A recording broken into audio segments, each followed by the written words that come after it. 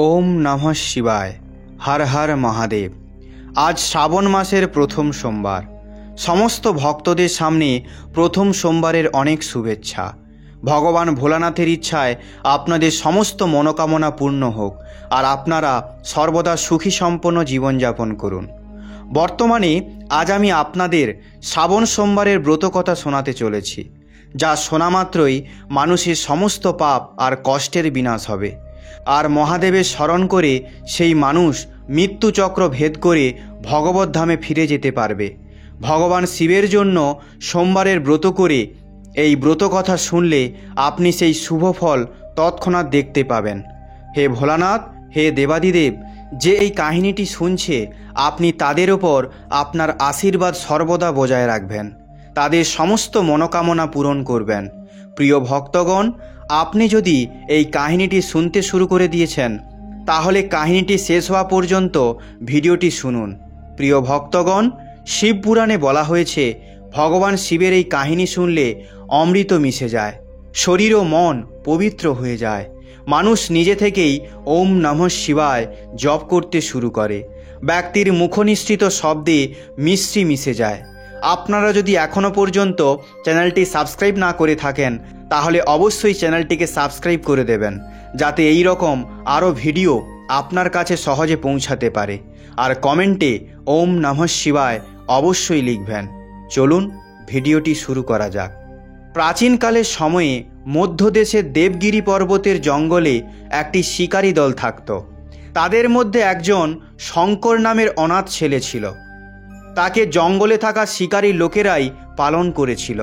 তার কোনো শিক্ষা ছিল না, অর্থাৎ সে কোনোদিনও পাঠশালায় যায়নি। সে কেবল জানতো যে সে কিভাবে জীবিত থাকতে পারবে, কিভাবে শিকার করতে হয়, কিভাবে শিকারকে মারতে হয়, জঙ্গলের ফল কিভাবে খেতে হয়, নদীর জল খেয়ে নিজেকে কিভাবে জীবিত রাখা যায়, এই সব বিষয়ে জানতো। একদিন সে নিজের রাস্তা হারিয়ে ফেলল, আর তখন সে দেখতে পেল কিছু লোক নদীর ধারে একটি পাথরকে ঘিরে বসে জোরে জোরে চিৎকার করছিল। কিছু লোক তার ওপর ফুল ফল আর নারকেল দিচ্ছে। সে ভাবল এটি কোনো বাড়ি হতে পারে যেখানে সবাই থাকে। ভক্তগণ, সেটি একটি প্রাচীন মন্দির ছিল। শ্রাবণের প্রথম সোমবার ছিল, তাই ওই মন্দিরে অনেক লোকের ভিড় ছিল ভগবান ভোলানাথকে জল অভিষেক করার জন্য।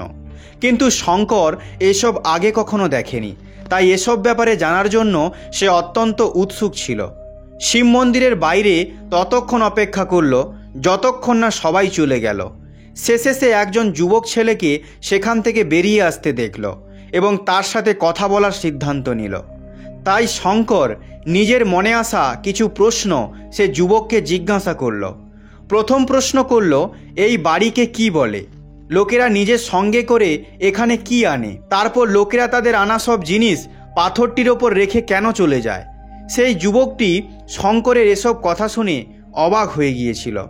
সে শঙ্করের প্রশ্ন শুনে চমকে গিয়েছিল। সে জানতো না যে শঙ্কর পাশের জঙ্গলে থাকে আর শিকার করেই নিজের জীবনযাপন করে। যুবকটি শঙ্করের সমস্ত প্রশ্নের উত্তর দেওয়ার সম্পূর্ণ চেষ্টা করল। যুবকটি শঙ্করকে বলল, এটি মহাদেবের মন্দির। লোকেরা এখানে ফল আর ফুল অর্পণ করতে আসে, আর ভগবান শিবের কাছ থেকে যা চায় তা ভগবানের সামনে গিয়ে চায়। আর আজ শ্রাবণ সোমবারের প্রথম দিন। এসব শুনে শঙ্কর তাড়াতাড়ি মন্দিরের ভেতরে যেতে চাইল। যুবকটি তাকে মন্দিরে যাওয়ার রাস্তা দেখিয়ে দিল আর তাকে শিবলিঙ্গ সম্বন্ধে বলল। শঙ্কর যুবকটিকে জিজ্ঞাসা করল, এই শিবলিঙ্গটি কি? আমাদের কি কি দিতে পারবে? যুবকটি বলল, আমরা ভগবান শিবকে যা চাই ভগবান শিব আমাদের তাই দেন। যুবকটি বলল, অন্ধকার হয়ে আসছে, আমাকে বাড়ি ফিরতে হবে। তারপর সে শঙ্করকে ওখানেই রেখে চলে গেল। শঙ্কর মন্দিরের ভেতরে ঢুকে একটি কোণে বসে রইল আর মনে মনে ভাবছিল একটি পাথর কিভাবে সবার মনের ইচ্ছা পূরণ করবে। তাই সে পরীক্ষা করার সিদ্ধান্ত নিল। সে পাথরটির দিকে তাকিয়ে বলল, হে শিব, কৃপা করে আমাকে পর্যাপ্ত শিকার করে দিন যাতে আমি ক্ষুধার্ত না থাকতে পারি। আপনার কাছে আমাকে অর্পণ করার মতো কিছুই নেই। তারপরও যদি আপনি আমাকে শিকার পাইয়ে দিতে সাহায্য করেন তাহলে আমি আপনার ওপর বিশ্বাস করব এবং শিকার করে যা পাবো তা আপনাকে অর্পণ করব। এসব বলে পরের দিন সকালে শঙ্কর শিকার করতে গেল। সে সারাদিন শিকারের খোঁজে ছিল, কিন্তু কোনো শিকার পেল না। সে খিদেতে কষ্ট পাচ্ছিল, নিরাশ হয়ে বসেছিল। অনেকক্ষণ খোঁজার পরেও সে শিকার পায়নি। অন্যদিকে শিকার খুঁজতে খুঁজতে সকাল থেকে দুপুর হয়ে গিয়েছিল। সে তখন মনে মনে ভাবছিল, মন্দিরে যে যুবকটির সাথে দেখা হয়েছে সে মিথ্যে কথা বলেছে। তারপরও সে শিকারের খোঁজ করতে লাগলো। কিছুক্ষণের মধ্যেই দুটি খরগোশকে গুহা থেকে বেরাতে দেখে শঙ্কর ওই দুটি খরগোশকে শিকার করলো। তাই ভগবানকে দেওয়া কথা অনুসারে সে একটি খরগোশকে নিয়ে মন্দিরে গেল। অনেক রাত্রি হয়ে গিয়েছিল, তাই মন্দিরে কেউ ছিল না। তাই শঙ্কর ভগবান ভোলানাথকে বললেন, হে প্রভু, আসুন, এসে আপনার ভোগের অংশ নিয়ে যান। কিন্তু ভগবান প্রকট হলেন না।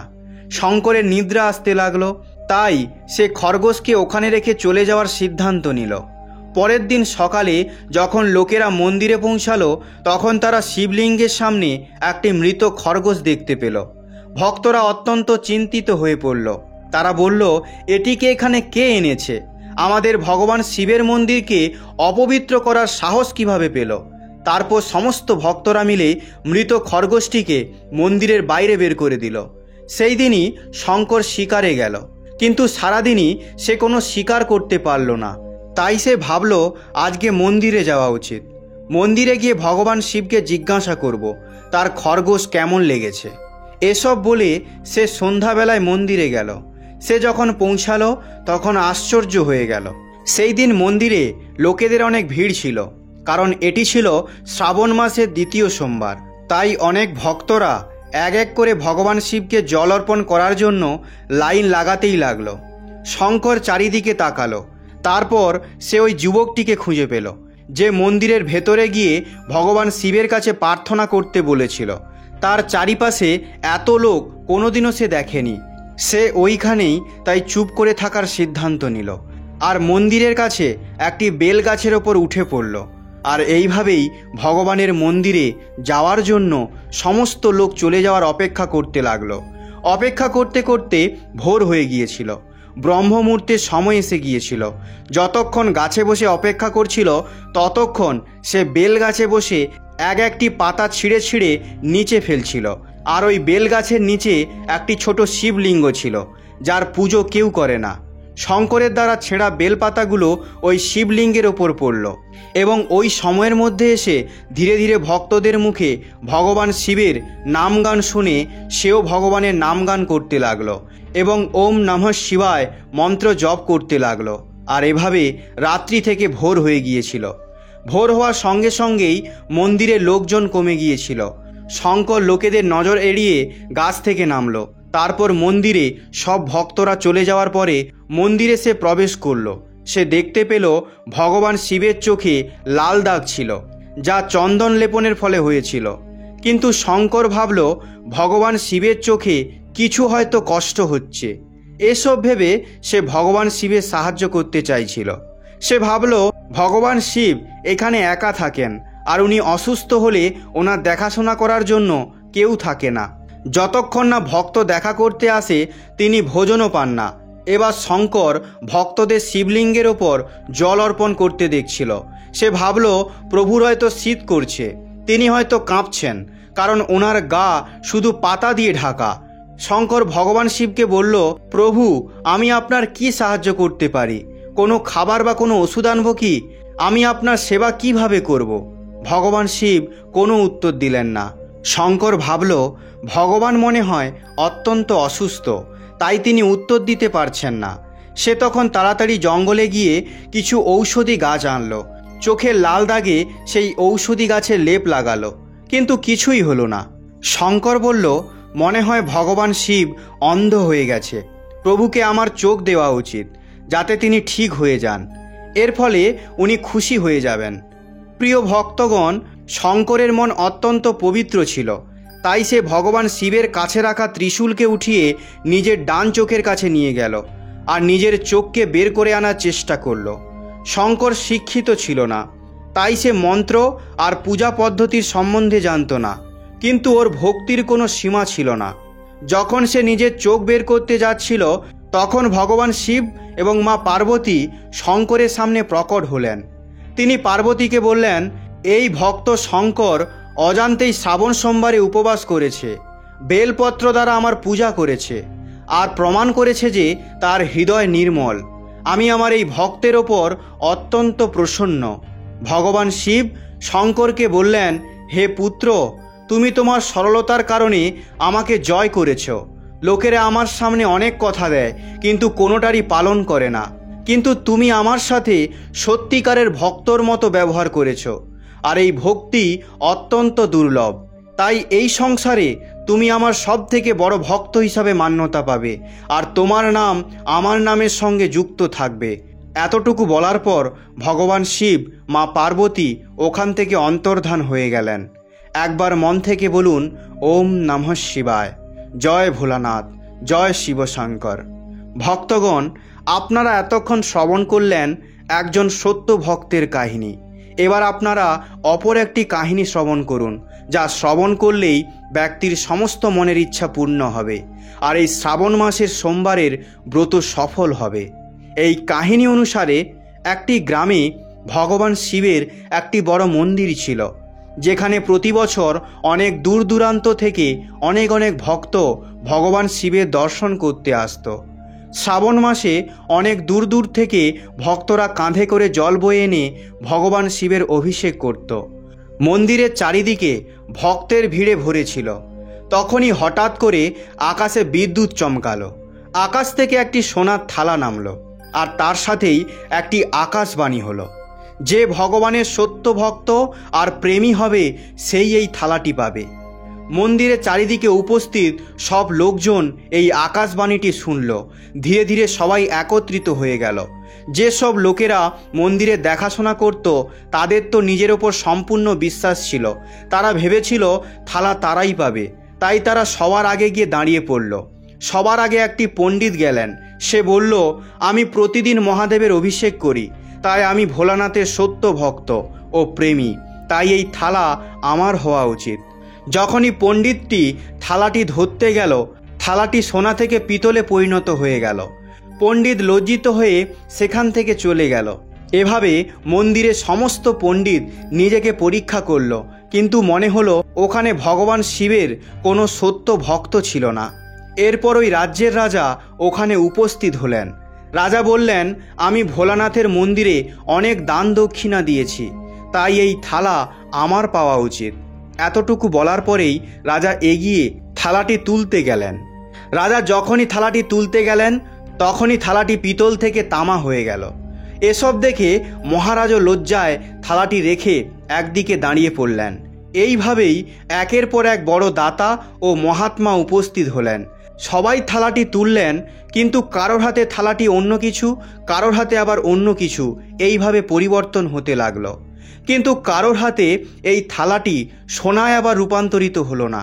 তারপর সেখানে একটি কৃষক উপস্থিত হলো। সেই কৃষকটি আজ চাতুর্মাসের প্রথম সোমবারে ভগবান শিবের মন্দিরে এসেছিল। সে অত্যন্ত গরিব ছিল এবং কঠোর পরিশ্রমী ছিল।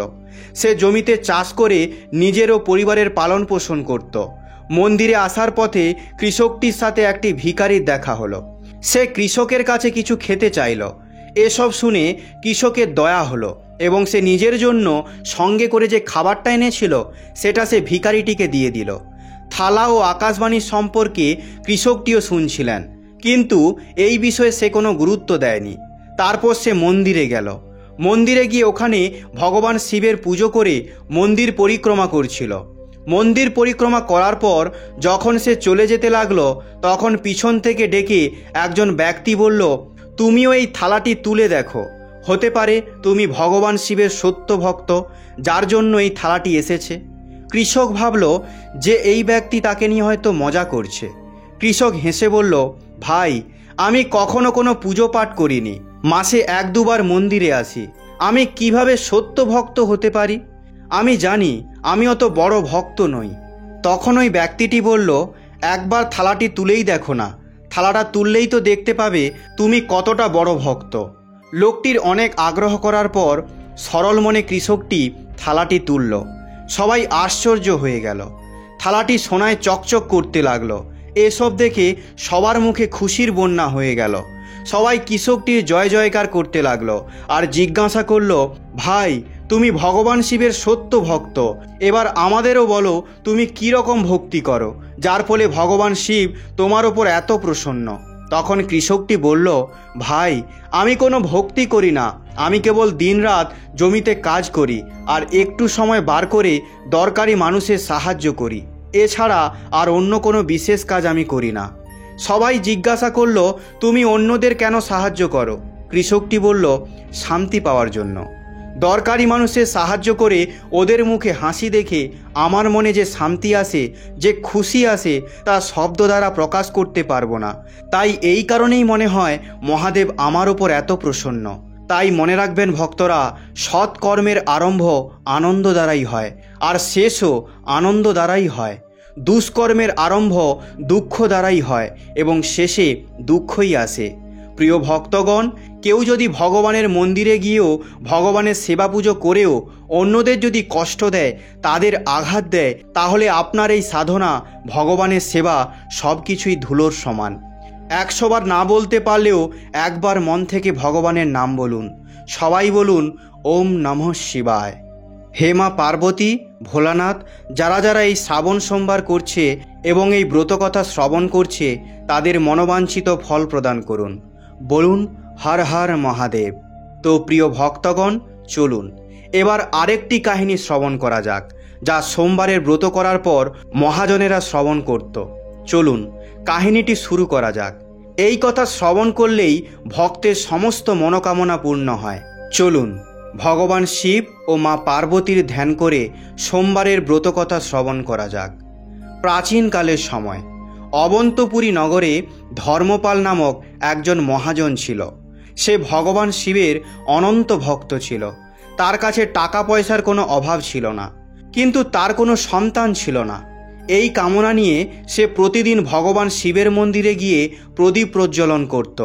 সে শ্রাবণ সোমবারের ব্রত রেখে ভক্তিভাবে মা পার্বতী ও ভগবান শিবের পূজা করত।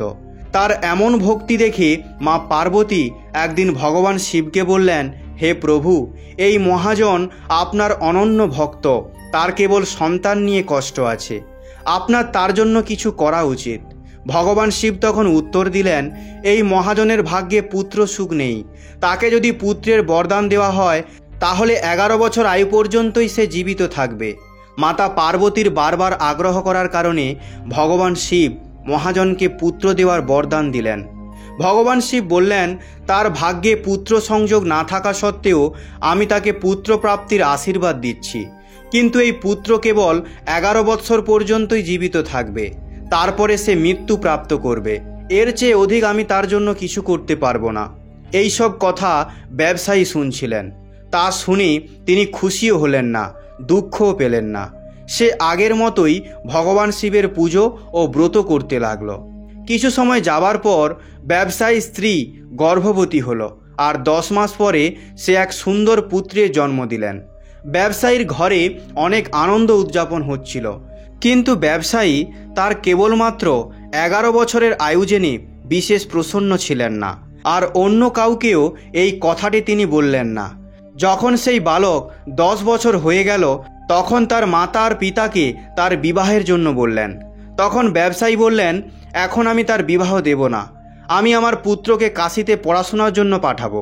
তারপর ব্যবসায়ী তার স্ত্রীর ভাই অর্থাৎ বালকটির মামাকে অনেক টাকা দিয়ে বললেন, তুমি আমার পুত্রকে কাশীতে পড়াশোনার জন্য নিয়ে যাও, আর রাস্তায় যখনই যাবে তখন ব্রাহ্মণদের নিয়ে যজ্ঞ করিয়ে তাদের ভোজন করাবে। সেই মামা ভাগ্নে রাস্তায় যেতে যেতে যজ্ঞ করতে করতে এবং ব্রাহ্মণদের ভোজন করাতে করাতে চলছিল। তাই তারা একটি শহর পেল।